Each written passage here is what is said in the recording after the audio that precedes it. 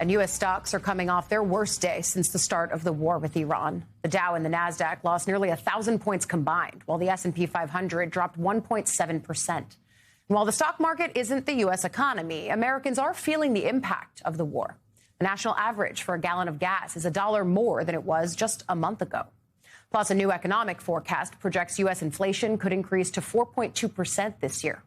A major factor in all of this has been the closure of the Strait of Hormuz, that critical waterway for oil exports as well as other goods like fertilizers, which will drive up the price of food and other items. But yesterday, President Trump downplayed the impact of that closure. Watch. They're affected. The amazing thing is we don't need the Hormuz Strait. We don't need it. We don't need it at all. We have so much oil. Our country is not affected by this. We have twice the amount of oil as Saudi Arabia or Russia, and soon it'll be 3 times the amount. Here on set with me, former governor of Washington State, Jay Inslee. Governor, thank you for coming on.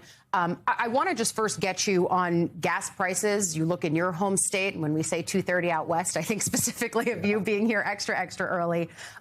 What do you think the actual impact of this is for an American public that we started the show talking about how the White House hasn't sold them on this conflict at all? You're a former member of Congress. Congress didn't get to approve it. And then governors are dealing with spiking prices in their home states. Well, listen, every so often, about once every 6 years, Donald Trump says something that is true. And he said something that was true yesterday, was he doesn't care. He fundamentally does not care because he doesn't have to balance your budget and balance having milk for your kids and buying a gallon of gas. And because he does not care, he's got us into this war that is a result of dramatically reducing the ability of people to pay their rent and get food for their kids. These are huge price increases. It's gone up $1 a gallon. That is a big hit on families. And it's persistent, and it's not going to be short. And he is just so out of touch with reality, first with families, and second with economics. Because the fact of the matter is oil is an internationally traded good. And when there is a reduction of supply anywhere in the world, it affects the price of oil, and it affects what we pay at the pump. So I don't know whether it's worse, not caring or being ignorant about basic economics.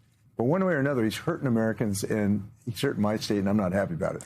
I want to stay focused on oil and gas because the conversation we're having is one of affordability, but you're also focused on this issue in a different way. It's why you're here in Washington, putting on your old congressman hat, visiting with some of your former colleagues. And you're here talking about accountability when it comes to the ongoing climate crisis and the ways that some in the oil and gas lobby are trying to push for something that has been moving very under the radar, but that you're almost likening yourself to Paul Revere when you go and talk to your colleagues. So why are you here, and why Paul Revere?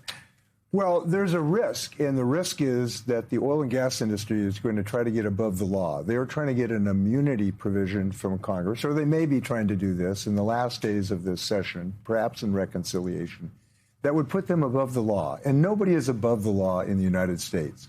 The oil and gas industry should not be able to put the costs of the pollution associated with their product onto the American people. And the sad fact is, for decades now, they have known that their product causes lots of costs, forest fires, hurricanes, asthma, and yet they have tried to fool the American people in thinking that there's some issue about this when it is clear. Their own scientists, for decades now, for 5 decades now, the oil and gas industry executives have known that their product is going to cause catastrophic consequences associated with climate change, and yet they've tried to deceive the American people, like the tobacco industry did, in trying to create some doubt about this. They've been what we call merchants of doubt.